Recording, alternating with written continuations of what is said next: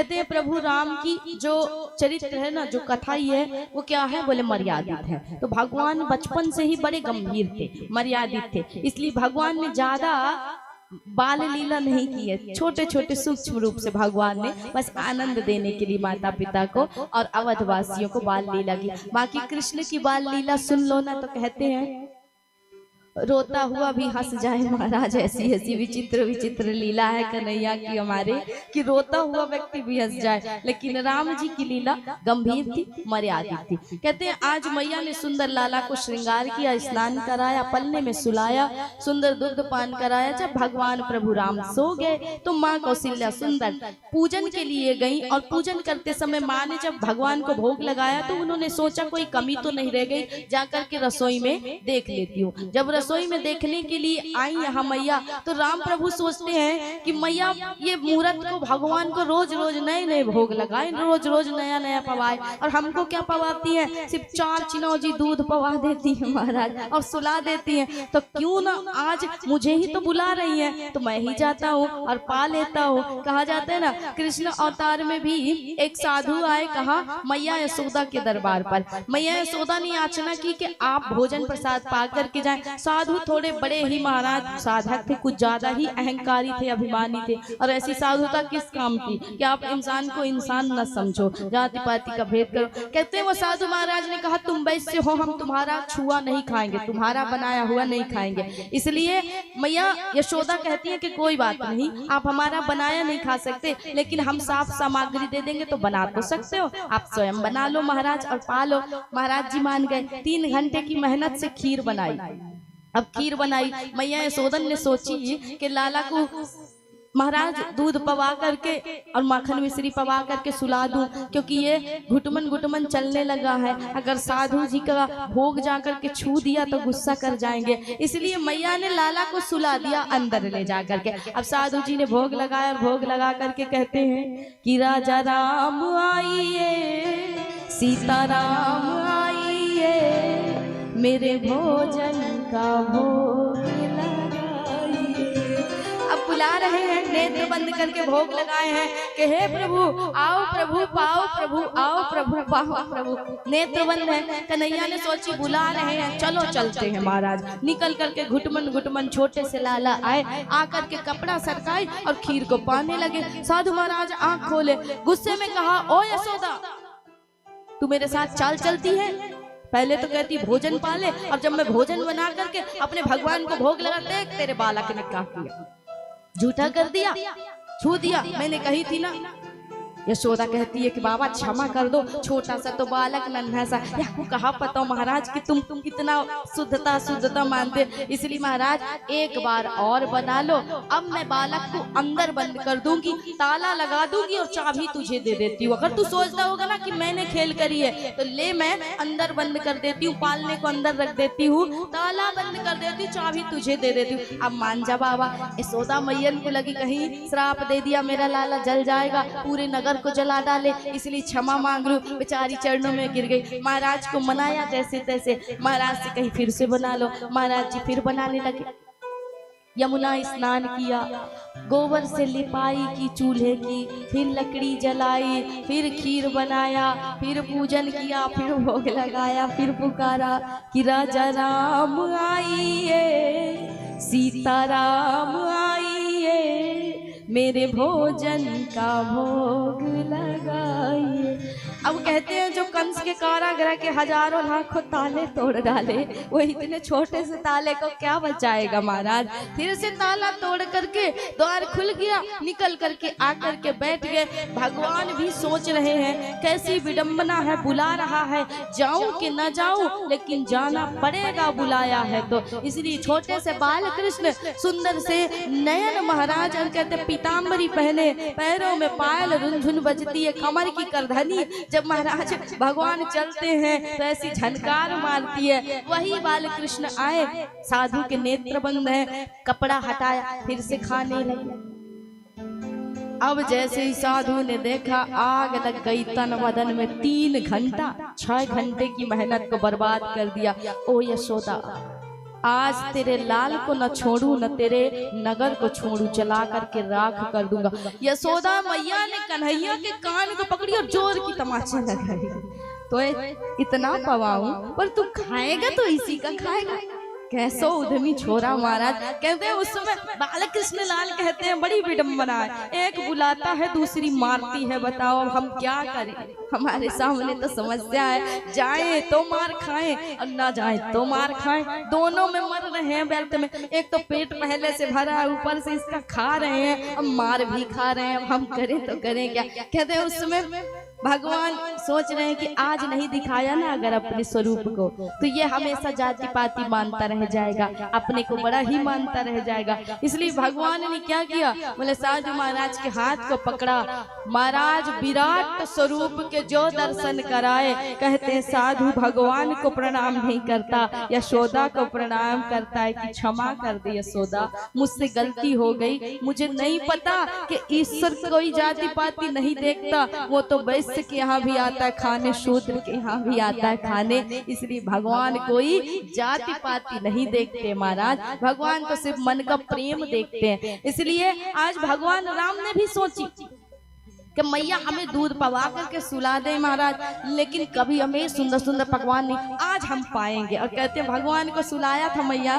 कौशल्या ने, भगवान राम छोटे से नन्हे से आकर के थाल में बैठ गए। अब मैया ने आकर के देखी तो क्या देखती है कि एक राम को मैं वहां सुला करके दूसरा यहाँ बैठा है, मेरी मति मारी गई है, मैं थक गई हूँ इस वजह से ऐसा लग रहा है, या फिर ये सच में कोई भगवान की लीला है। लेकिन समझ गई कि ये कोई भगवान की लीला नहीं है, जो मेरा पुत्र है ये भगवान ही है महाराज। कहते हैं उस समय माँ कौशल्या हाथ जोड़ करके कहती है, प्रभु क्षमा कर दो मुझे, मैंने तुम्हें बालक माना, अपने आप को मैया माना, बड़ी माना, और मैंने तुम्हारे साथ ऐसा किया, कभी तुम्हारे कान भी पकड़े, कभी तुम्हें डांट भी लगाई, मुझसे अपराध हो गया, क्षमा कर दो। कहते हैं आज के बाद से माँ कौशल्या उतना प्रेम पहले जैसा राम से नहीं कर पाई। क्यों? क्योंकि जब तक आप भगवान से कोई संबंध बनाते हैं आपका प्रेम ज्यादा होता है, लेकिन आप भगवान को भगवान मानते हो तो क्या करते हो, क्या करते हो, अलमारी में बिठा देते हो, 4 चिनौजी लगा देते हो,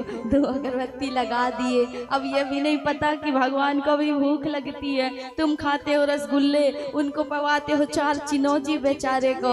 अब डायबिटीज तुम्ही को होगा कि भगवान को होगा, फिर गालियां भी भगवान को खानी पड़ती है। ये संसार की नियम हो गया मनुष्य का महाराज। इसलिए भगवान को भगवान ना मान करके कभी कभी लाला भी मान लिया करो अपना, कभी कभी प्रियतम भी मान लिया करो अपना, कभी कभी पति भी मान लिया करो, कभी कभी पिता भी मान लिया करो महाराज। तो कहते हैं संबंध जहाँ होता है वहाँ प्रेम होता है महाराज, और अगर संबंध नहीं है तो आप उतना सम्मान भगवान को नहीं दे पाओगे। इसलिए आज मैया ने जब तक संबंध जोड़ा था किससे, बोले लाला का संबंध था, तब तक बड़ा प्रेम था उनको, लेकिन आज जब भगवान मान लिया तो क्या हो गए, बोले मैया आप गोद में लेने से भी डरती है महाराज। तो भगवान राम ने सोची कि मैया अब ऐसा प्रेम हमसे कर नहीं पाएंगे, इसलिए दैवी आवरण उनके मस्तिष्क पर डाल करके जो भी भगवान की उस छवि को माँ ने देखा था, भगवान ने सब कुछ विस्मृत करा दिया, भुला दिया। तब मैया फिर से राम से वैसा ही प्रेम कर पाई। अब भगवान राम घुटनों के सहारे चलते हैं, और जब प्रभु घुटमन घुटमन चलते हैं ना, कहते हैं भगवान उस समय अवध की दीवारों को पकड़ करके और चलना सीख रहे हैं। साधु आते हैं दूर दूर से, कौशल्या भिक्षाम देही की याचना करते हैं। जब माँ कौशल्या उन परमहंसों को देखती है, उन साधुओं के समूह को देखती है, तो कहते हैं उस समय माँ कौशल्या कहती है कि बाबा मुझसे अगर गलती हो जाए तो क्षमा करना, लेकिन एक बात बताओ, आज से पहले तो तुम्हें कभी देखा नहीं, और जिस दिन से मेरे लाला का जन्म हुआ है तुम्हारे जैसे रोज नित्य नए नए साधु आते कहाँ से हो, तुम भिक्षा वाले साधु तो नहीं लगते हो कौन। कहते हैं साधु कहते हैं कि मैया सत्य कहें, हम भिक्षा मांगने नहीं आते, हम तो राम के दर्शन करने आते हैं। क्यों? क्योंकि हमें लगता है माँ कि हमने ये शरीर लेकर के व्यर्थ में जीवन को गवा दिया, अर्थात ये शरीर न मिला होता हम भी अवध की दीवारें होती। तो महाराज आज प्रभु राम जब चलना सीखते तो दीवार के सहारे हाथ पकड़ करके जब चलना सीखते, तो कहते हैं उस समय भगवान हमारा कम से कम ईंटों के रूप में ही सही स्पर्श तो करते। इसलिए क्या कहते हैं साधु महात्मा कि महाराज धन्य है अवध का सौभाग्य और धन्य है कौशल्या तेरा भाग्य कि स्वयं ब्रह्मांड का मालिक तेरे आंगन में खेलता है और तुझे ये दृश्य देखने को मिलता है। इसलिए कहा